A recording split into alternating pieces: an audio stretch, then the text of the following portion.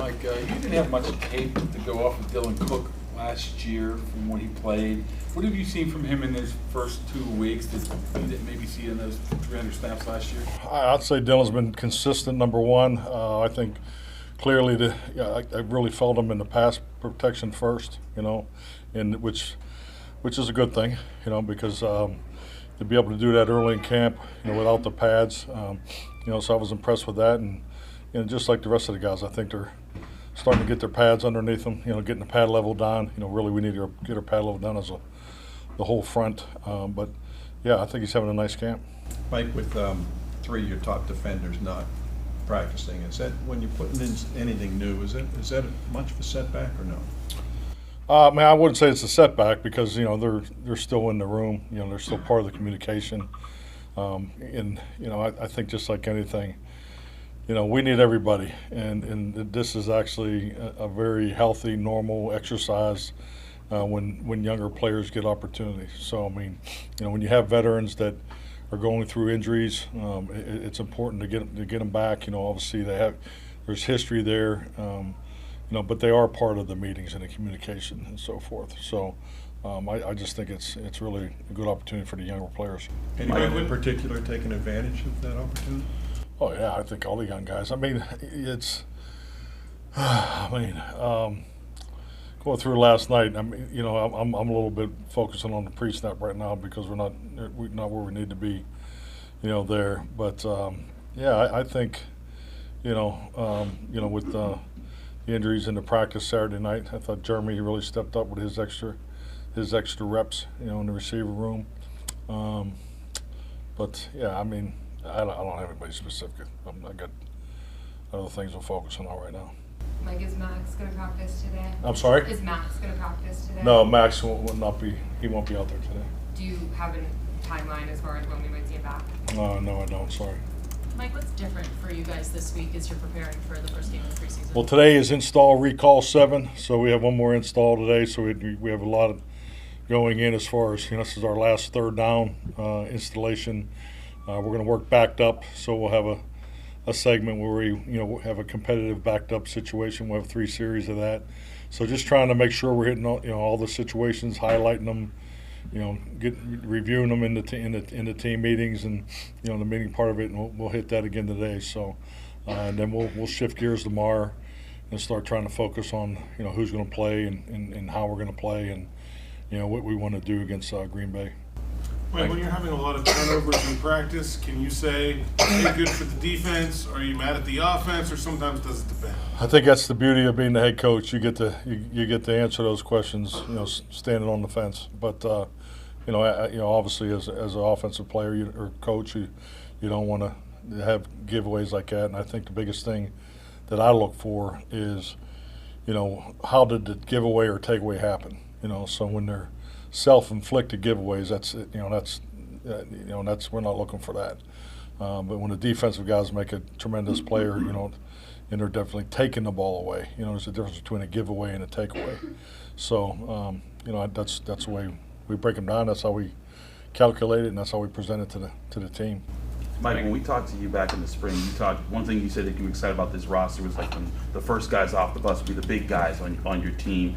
Gabriel Rubio seems to be getting a lot of work and doing well. What have you seen from him as a rookie, like late round pick, who's been able to impress upon the defense? Well, I think the biggest thing, down in the trenches, for all the guys when they first get in there, and you could throw Max in this same category as, do they belong? Can they, they jump out there in their first one-on-one, their first, inside run type situation and so forth, and Gabriel's definitely that guy, so I think he definitely belongs. But he's young, he's young, but he's got great veteran presence around him. I think the one thing we're trying to focus on is getting more reps for those guys. You'll see us walk the field after practice is over with the younger players and just focus more on 2 minute and so forth. But he definitely belongs. Mike, what's been your history keeping 9 or 10 offensive linemen, and when you keep 10? What are the reasons that you want to keep that extra guy? Well, I think the overall roster, answers that question. I'm really focused on 68 players. We need to come out of here. It's a good 90-man roster. I'm really focused on how, who are those 68 players, and obviously there's decisions and projection that comes down to that there at the end. So, but I think we definitely can make a case for at least 10 making our team. Mike, it had been a while since Broderick had played. How have you seen him progress, especially with the pads on? I thought Broderick picked it up the last two practices. I think obviously with the opportunities, the reps available with Max not practicing. We had a conversation about his ability to play both left and right. But you got to remember he's coming back from a significant injury. He's not 100% back, and then, but I thought he definitely picked it up the last two practices. When it comes to the quarterbacks, especially the two young guys, is there a way to kind of gauge or simulate or evaluate their playmaking, sack avoidance in a practice setting, or do you kind of just have to wait for? 2 point, yes. 2 point.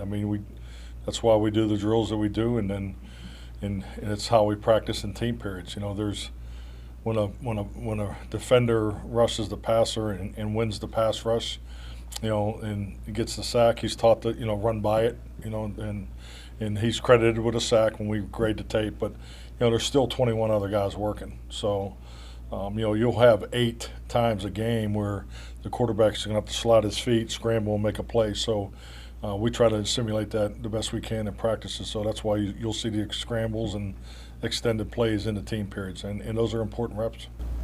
Mike, both Pecco and Jardy have played in this league a long time. Mm-hmm. How have you seen their coaching translate and the messaging to the players, and what does that mean to them? It's fun to watch.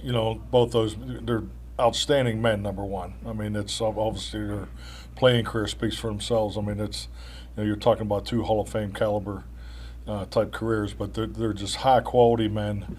They're great examples for our players, and I just really enjoy watching them work the one-on-one relationships. Their voice.